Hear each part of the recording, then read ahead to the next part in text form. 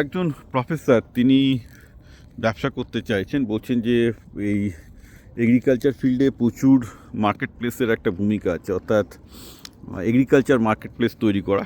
তা উনি ইনভেস্ট করতে চান, এগ্রিকালচার মার্কেট প্লেসের বিজনেস তৈরি করতে চান, আমার কাছে অ্যাডভাইস করছেন। অ্যাকচুয়ালি এগ্রিকালচার মার্কেট প্লেস প্রতিটা রাজ্যে, প্রতিটা শহরে গভর্নমেন্টের আছে, নন গভর্নমেন্ট আছে। আপনাকে প্রথমেই যেটা করতে হবে, আপনি গুগল জেমিনি কিংবা চ্যাটজিপিটির রিসার্চ মোড বলে একটা ব্যাপার আছে, এগুলো পেড ভার্সনে পাওয়া যায়।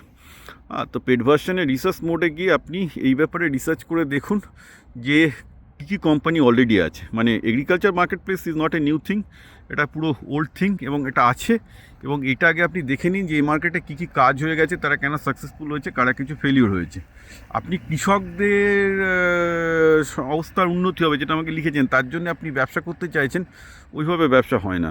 ব্যবসা ইজ অল অ্যাবাউট প্রফিট। ব্যবসা করতে গেলে আপনাকে কার উন্নতি হবে, কার অবনতি হবে, কার ভালো হবে, কার হবে না, একটাই জিনিস ব্যবসায় হচ্ছে প্রফিট প্রফিট প্রফিট। আপনাকে দেখতে হবে যে কম্পিটিশান আছে কি না, লোকে কিনতে পারবে কি না, এটা পজিটিভ মার্জিনে রান করতে পারবে কি না।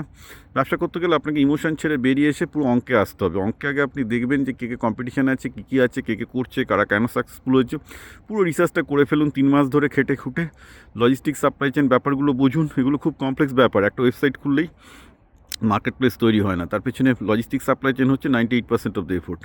অনেক অনেক ব্যাপার আছে, এগুলো ডেপথে বোঝার পর আপনি তারপর ডিসাইড করবেন যে আপনি এই ফিল্ডে ইনভেস্ট করবেন কি করবেন না। তারপরে আপনি হয়তো কোনো একটা, আমি বলবো যে IIM কলকাতার যে ইনকিউবেশন আছে, সেখানে আপনি স্টার্ট আপটা ইনকিউবেট করতে পারেন, ওরা তারপর আপনাকে যাবতীয় হেল্প করবে। কিন্তু তার আগে আপনাকে যাবতীয় মার্কেট প্ল্যানিং সমস্ত কিছু নিজেকে করতে হবে।